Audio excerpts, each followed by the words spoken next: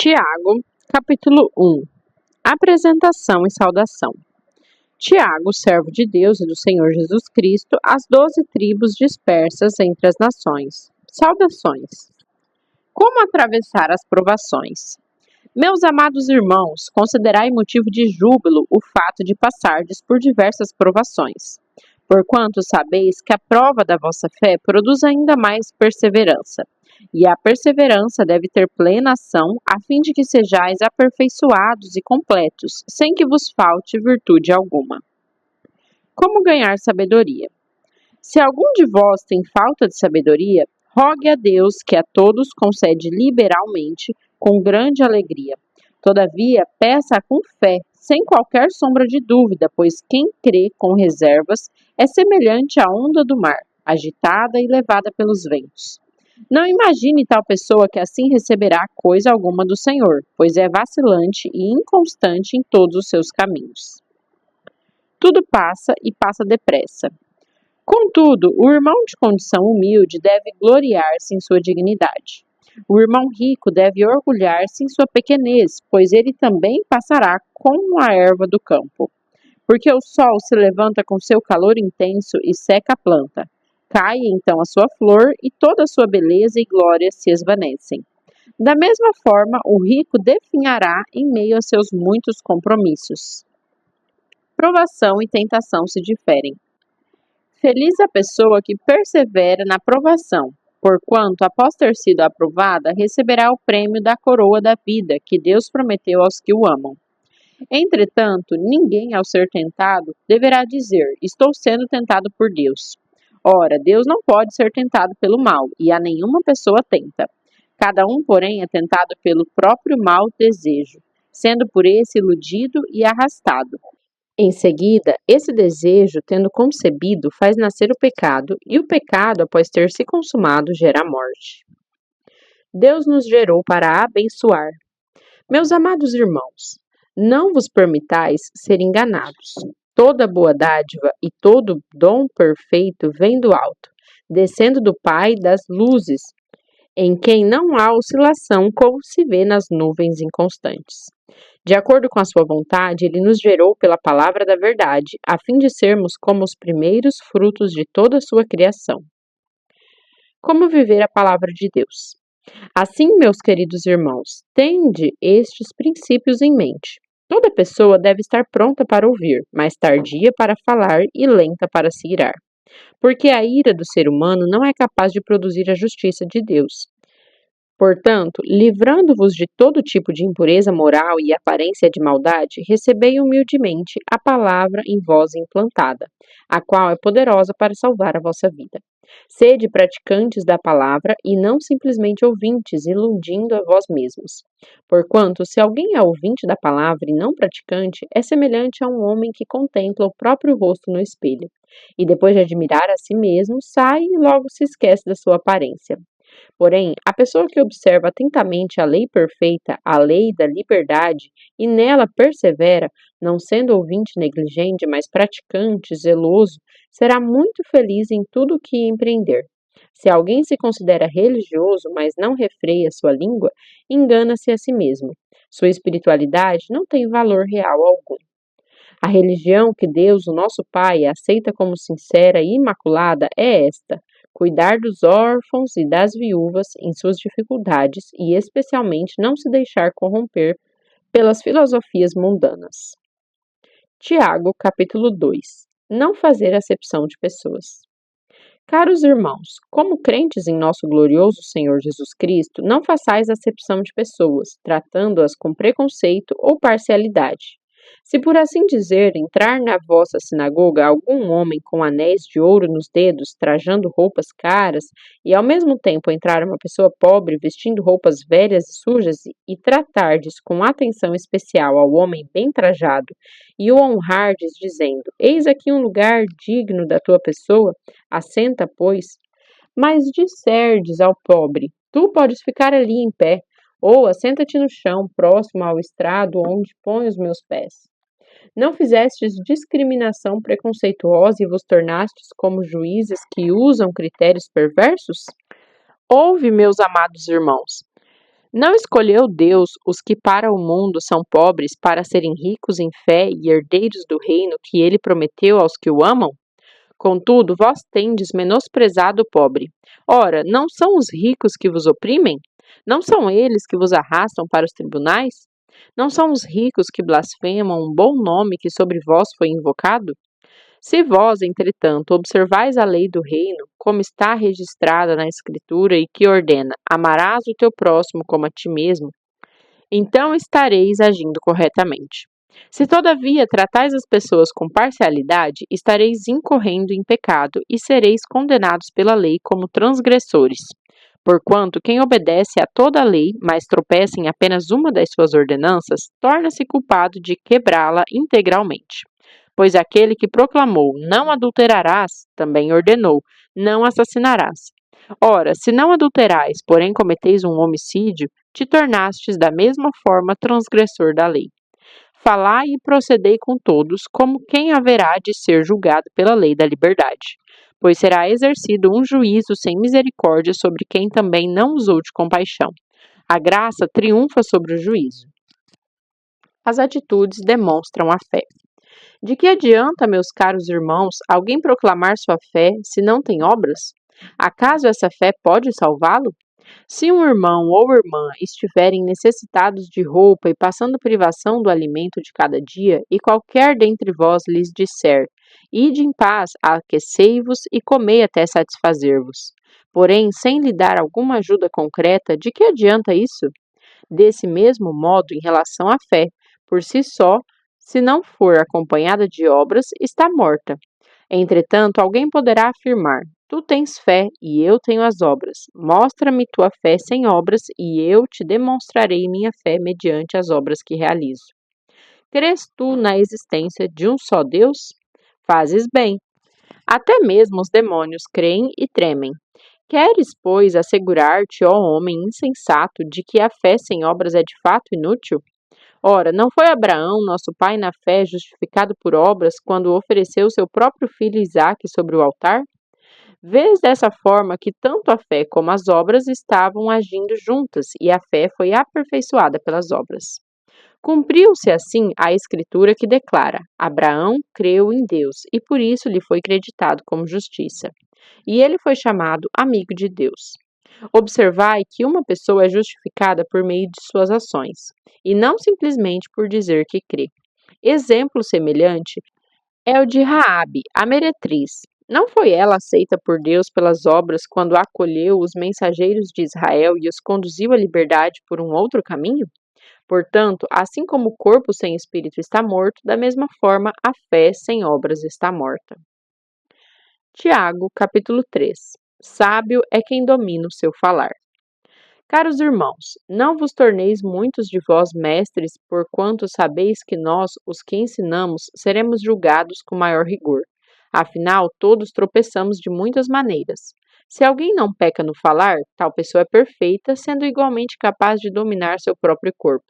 Ora, ao colocarmos freios na boca dos cavalos para que eles nos obedeçam, conseguimos controlar o animal todo. Observai, por exemplo, os navios. Embora sejam de grande porte e impelidos por fortes ventos, são dirigidos por um leme muito pequeno de acordo com a vontade do piloto. Do mesmo modo, a língua é um pequeno órgão do corpo, no entanto, se vangloria de grandes realizações. Vede como um bosque imenso pode ser incendiado apenas por uma fagulha. Semelhantemente, a língua é fogo. É um mundo de iniquidade. A língua está localizada entre os órgãos do nosso corpo e pode contaminar a pessoa por inteiro. E não somente põe completamente em chamas o curso da nossa existência, como acaba ela mesma incendiada pelo inferno. Pois toda espécie de feras, aves, répteis e criaturas marinhas é possível domar, e de fato tem sido domada pelos seres humanos. A língua, contudo, nenhuma pessoa consegue dominar. É um animal incontrolável, cheia de veneno mortal. Com a língua bendizemos o Senhor e Pai, porém com ela amaldiçoamos nossos semelhantes, criados à imagem de Deus. Da mesma boca procedem bênção e maldição. Meus queridos irmãos, isto não está certo. Acaso pode uma mesma fonte jorrar água potável e água salobre?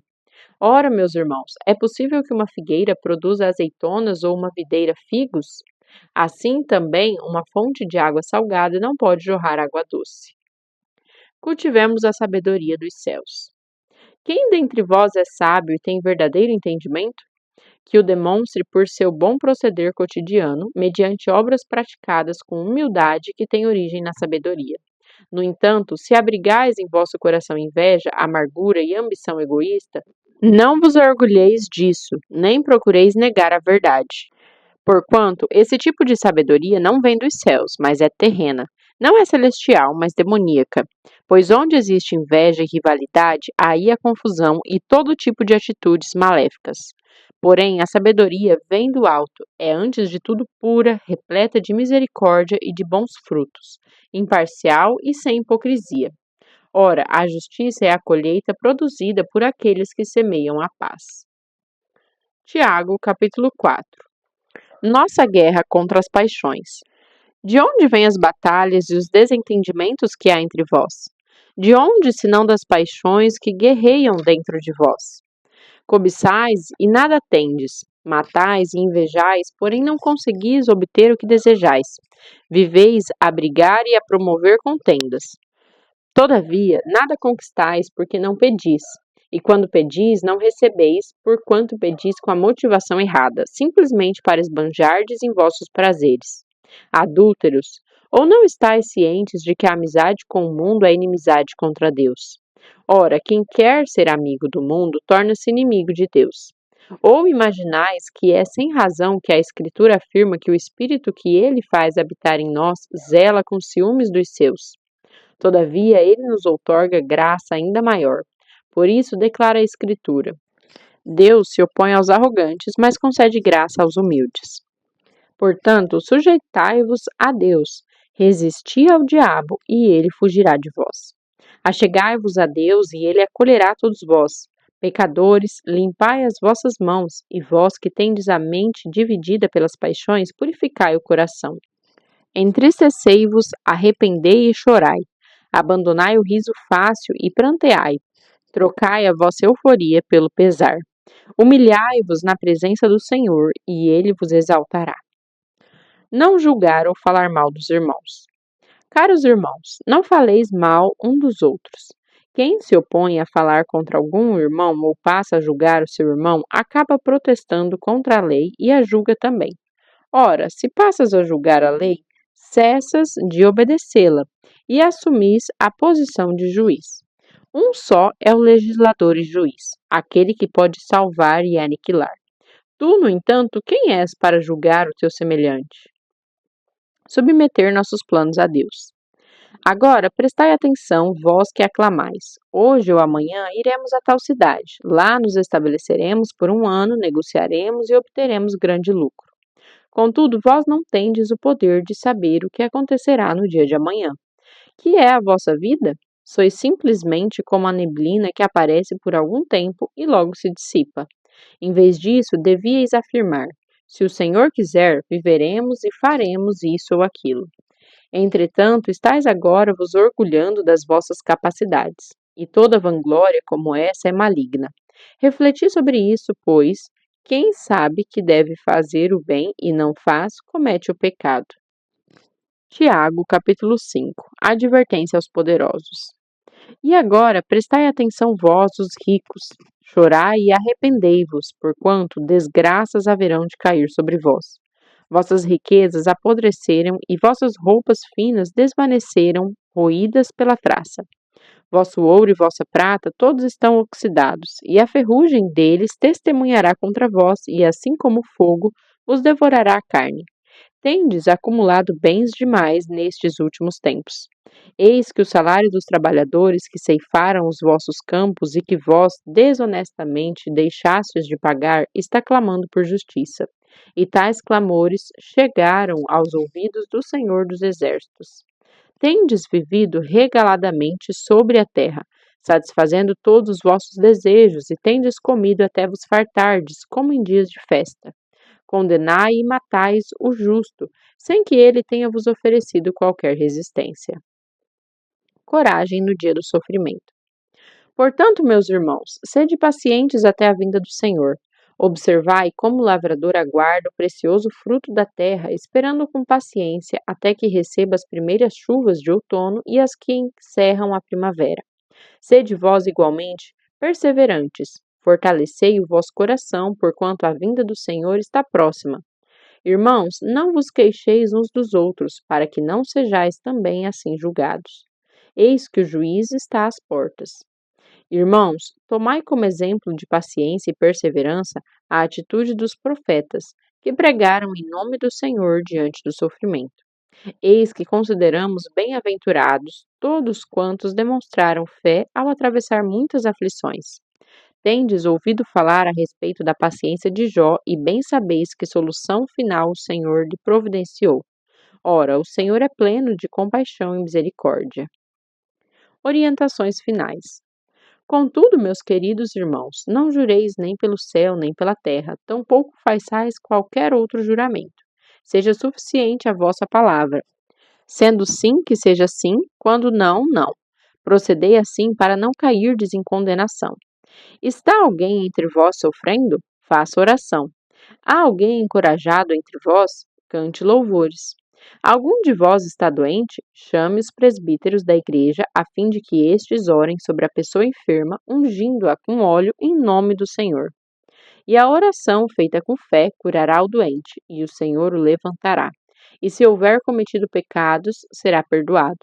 Portanto, confessai vossos pecados uns aos outros e orai uns pelos outros para serdes curados. A súplica de uma pessoa justa é muito poderosa e eficaz. Elias era uma pessoa frágil como nós. Ele orou fervorosamente, rogando para que não chovesse, e não choveu sobre a terra durante 3 anos e meio. Então fez outra oração, e os céus derramaram suas chuvas, e a terra produziu seus frutos. Queridos irmãos, se algum de vós se desviar da verdade e alguém o reconduzir a ela, lembrai-vos disto. Quem ajudar um pecador a se arrepender do seu mau caminho salvará da morte essa alma e contribuirá para o perdão de uma grande multidão de pecados.